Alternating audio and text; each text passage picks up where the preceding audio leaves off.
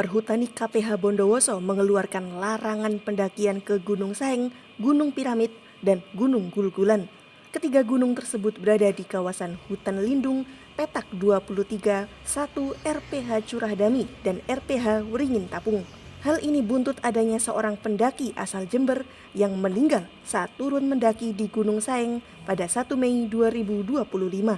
Korban atas nama Fahrul Hidayatullah alias Baim, 18 tahun, berhasil dievakuasi setelah perjuangan cukup keras. ADM Perhutani KPH Bondowoso, Misbahul Munir, menjelaskan selama ini pihaknya tak pernah membuka jalur pendakian di gugusan Argopuro tersebut.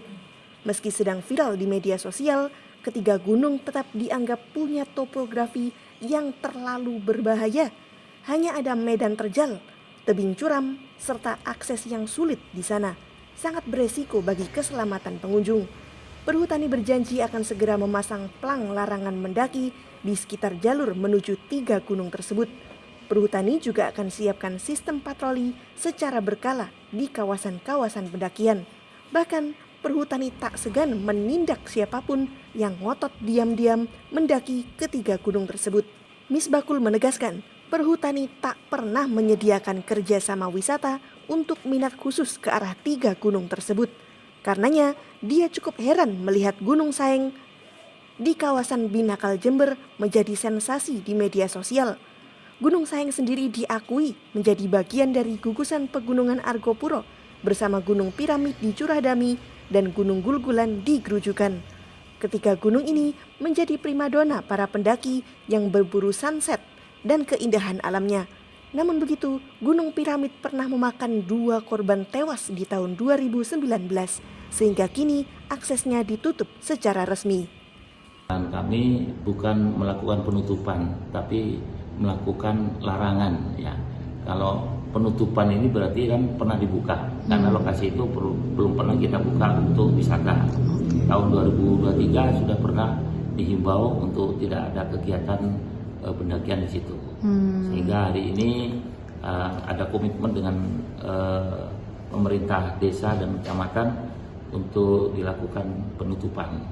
Selanjutnya mungkin bisa dibicarakan kembali antara Perhutani, desa, kecamatan, dan terutama dengan pemerintah daerah, dalam hal ini adalah Dinas Pariwisata.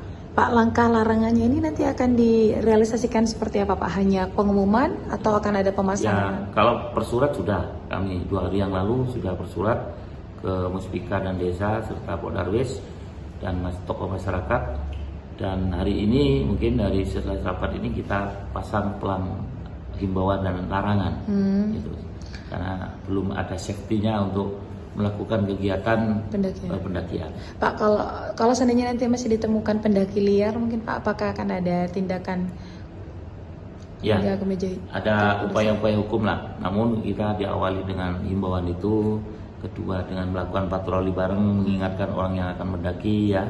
Kita himbau untuk kembali karena belum ada pengamanan untuk lokasi-lokasi pendakian tersebut. Seperti yang sudah ada kerjasamanya dengan pihak investor.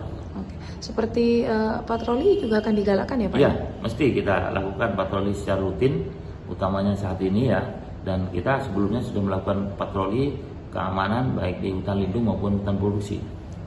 Kalau untuk yang 3 gunung ini masuk kategori hutan apa Pak? Hutan lindung. Jadi hutan lindung itu boleh dikelola dengan pariwisata ya. Jadi panoramanya yang dimanfaatkan untuk kerjasama.